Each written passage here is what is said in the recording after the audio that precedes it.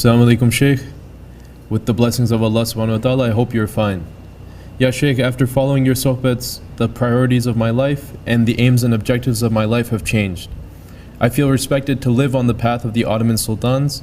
It gives me a real meaning to my life, to my routine in life, to my family, and to my survival as a human in a Muslim society.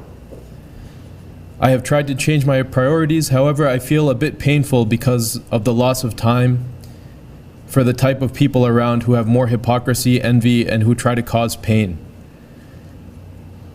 As quoted by one great Sufi scholar, I learned hikmah in the company of foolish and idiot people.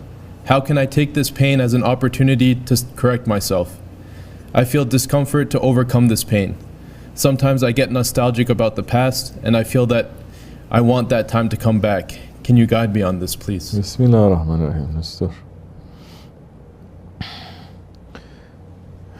Before you do all of that, be with the Salihin. Before you do all of that, be with the Salihin. Be with them. Put all of that aside. Put your past aside. Put the pain or the nostalgia of pleasure or pain aside. Just be with the Salihin first and be simple. If you try to do everything at once, with shaitan always complicate matters, overcomplicate things, make it to become so tied up to one another that you cannot even move. You cannot move because you overthink. Allah says, bow down, you bow down. Why you must think so much? This is why you have to be staying around the Salihin, not to sit and to judge them, not to sit and to question them, not to be defensive, not to be stubborn, not to be arrogant, but to be with them, to learn from them, to help them, to serve them. And this is an order. Be with the Salihin. You cannot be with the Salihin and still keep your ego, keep your egoistic characteristics there. Is not being with them. So be simple first. Be with them. See what makes their heart to beat, what's making them to be excited, what's making them to be sad, what's making them to be happy. When you are accepting that guide and you're accepting that Jamaat, then you are going to say, how do I fit? In reality, it fits because the spirit is in accord with one another. The only thing that is not fitting, it is the ego. So now you'll learn what is your ego, why is not fitting like this, why is angry with this one, why is stubborn with this one, why is getting weak with this one, why is it happy with this one. You start discovering yourself.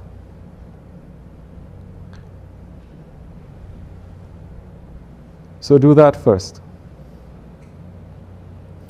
We'll talk about nostalgia later, how to deal with that, because that is also something that everyone has gone through.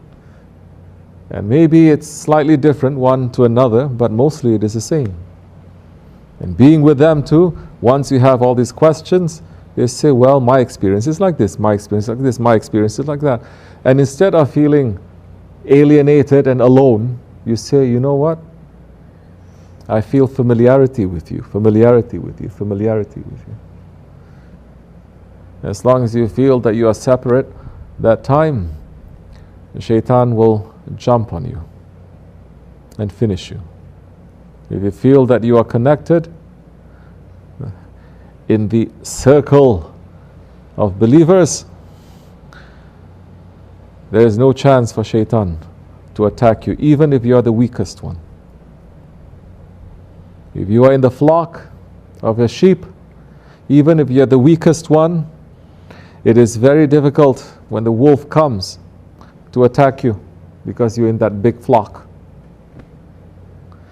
But if you separate yourself from the flock, even if you are so strong, but you are separated from the Jamaat, that time is very easy for the shaitan, for the wolf to take you. So being in the Jamaat, I know you're going to ask, well, there's no Jamaat here. It's not just physical. You have to know, you have to understand what it is that's making them to tick. And you have to have that longing. And you have to try to make your life to go according to that. Then that time something is going to happen that says, okay, I can do this. This one I need to do. This I need to change. And the door may open then for you to even make that physical move if it is necessary. There are some that they are here physically, but they are not, their hearts have never been together. Hearts are always separate. That's not going to save them. Being here physically is not going to save you. Your heart has to be the same. And you have to look